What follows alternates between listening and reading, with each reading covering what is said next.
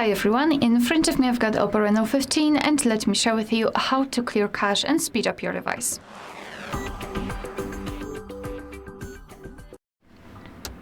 So let's start with opening the settings, and here we have to scroll and find the apps.